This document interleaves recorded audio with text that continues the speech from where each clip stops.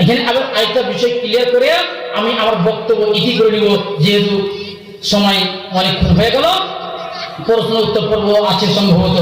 তো একটা বিষয় কি, ইমাম মুক্তাদি উভয়ই সালাতে দাঁড়িয়েছে, এই বিষয়টা বোঝার চেষ্টা করবেন।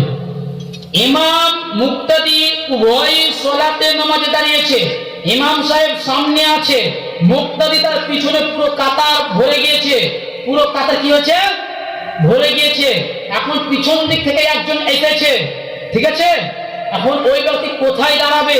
ওই ব্যক্তি যদি কাতারের পিছনে একাই দাঁড়ায় তাহলে ওই ব্যক্তির সালাত হবে না।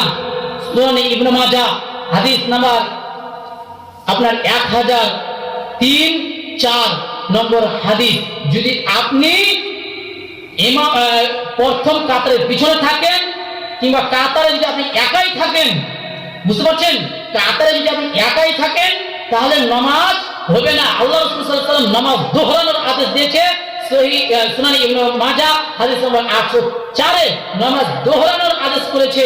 যদি কেউ মানে কাতারে একাকী দাঁড়িয়ে থাকে, মানে প্রথম কাতার পরিপূর্ণ হয়ে গেছে, পিছনের কাতারে যদি একাই দাঁড়িয়ে থাকে তাহলে ওই ব্যক্তির নামাজ শেষে নামাজটা আবার পুনরায় করে নিবে, মানে ওই নামাজ গ্রহণযোগ্য হবে না। হ্যাঁ, আপনি নামাজে দাঁড়িয়েছেন, পিছন দিক থেকে যদি কেউ এসেছে তাহলে নামাজ আবার হয়ে যাবে, মানে একাই যদি থাকেন নামাজ হবে না। বিষয়টা ক্লিয়ার বুঝতে পেরেছেন? এবার বুঝতে পারেননি? এখন বুঝতে পারেননি?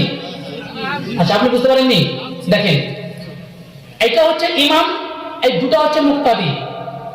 প্রথম কাতারে ইমাম যেহেতু উনি একাই থাকবেন, দ্বিতীয় কাতারে দুটো মুক্তাদি আছে।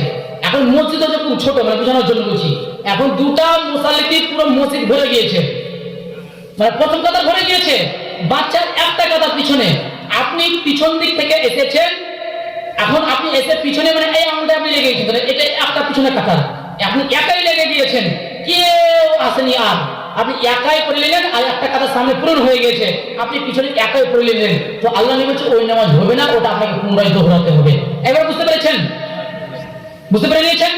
এখন দেখতে পাচ্ছেন যে আমি পূর্বের কাতারে দাঁড়িয়ে গিয়েছে, মানে পরিপূর্ণ হয়ে গেছে, ফুল হয়ে গেছে, কিন্তু পিছনে আমি একাই নামাজ, আমি একাই এসেছি, কিন্তু কেউ আর আসার সম্ভাবনাও নেই। তখন আপনি কি করবেন? যে সামনে থেকে একজনকে টেনে নেন, সেটাও জায়েজ রয়েছে। দলিল ওই যে ওই হাদিসটা, আল্লাহ রাসূল সাল্লাল্লাহু আলাইহি ওয়াসাল্লাম নামাজ পড়াচ্ছে, একজন সাহাবী এসে বাম পাশে লেগে গিয়েছে, তখন আল্লাহ নবী সাল্লাল্লাহু আলাইহি ওয়াসাল্লাম টেনে ডান পাশে করে দিলেন। বুঝতে পেরেছেন? নামাজ অবস্থায় তাকে টেনে ডান পাশে করলেন।